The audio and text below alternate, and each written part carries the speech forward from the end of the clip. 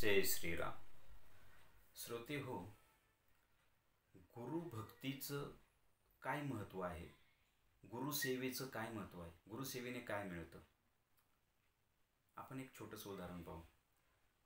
रत्नागिरीजवळील पावसचे परमहंस श्री स्वामी स्वरूपानंद, माझे परात्पर सद्गुरू, माझे सद्गुरू स्वामी विद्यानंद आणि त्यांचे सद्गुरू स्वामी स्वरूपानंद यांची एक छोटीशी गोष्ट सांगतो. हे शिक्षणासाठी पुण्यात आले. शिक्षण घेत असतानाच ते नोकरी करायचे आणि त्यांची भेट नाथ संप्रदायातील आत्मसाक्षात्कारी संत गणेशनाथ म्हणजेच बाबा महाराज वैद्य यांची भेट झाली. त्यांचा अनुग्रह झाला. त्यांची ते जमेल तशी भेट घ्यायची, सेवा करायची.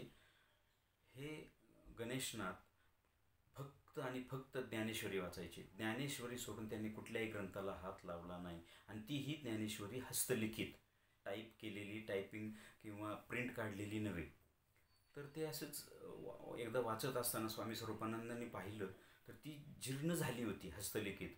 मग त्यांना असं वाटलं की आपण असे हस्तलिखित ज्ञानेश्वरी लिहून आपल्या सद्गुरूंना समर्पित करावी. ते रोज थोडी थोडी ज्ञानेश्वरी लिहायची. ज्या दिवशी ज्ञानेश्वरी लिहिली जाणार नाही त्या दिवशी ते जेवण करणार नाही. ही ज्ञानेश्वरी पूर्ण झाली, आपल्या सद्गुरूंना समर्पण केलं. हा इथे थांबलं. त्यानंतर ते पावसला गेले. साधनेनंतर त्यांना आत्मसाक्षात्कार झाला. स्वरूपानंद या पदवीवरती आरूढ झाले. त्यांना आत्मसाक्षात्कारानंतर अशी ओढ लागली की आपल्याला महाविष्णूंचं सगुणातून दर्शन व्हावं. आणि एके दिवशी त्यांच्या खोलीमध्ये रात्रीच्या प्रहरामध्ये त्यांच्या खोलीचा दरवाजा आपोआप उघडला गेला. लख्ख निळ्या प्रकाशाने ती खोली भरली गेली.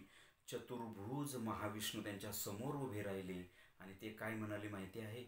ते म्हणाले, ओ गोडबोले कहाँ है. स्वामी स्वरूपानंदांचं नाव आहे रामचंद्र गोडबोले. आध्यात्मिक त्यांना जी मुद्रा मिळाली त्यावरून त्यांचं स्वरूपानंद ही त्यांना मुद्रा मिळालेली आहे. त्यांनी असं विचारलं की ओ गोडबोले कहाँ है जिसने ज्ञानेश्वरी लिखी. म्हणजे गुरूंना हस्तलिखित ज्ञानेश्वरी लिहून दिल्यानंतर हे साक्षात महाविष्णूंचं त्यांना दर्शन झालं. हे गुरुसेवेचं फळ आहे. जय श्रीराम.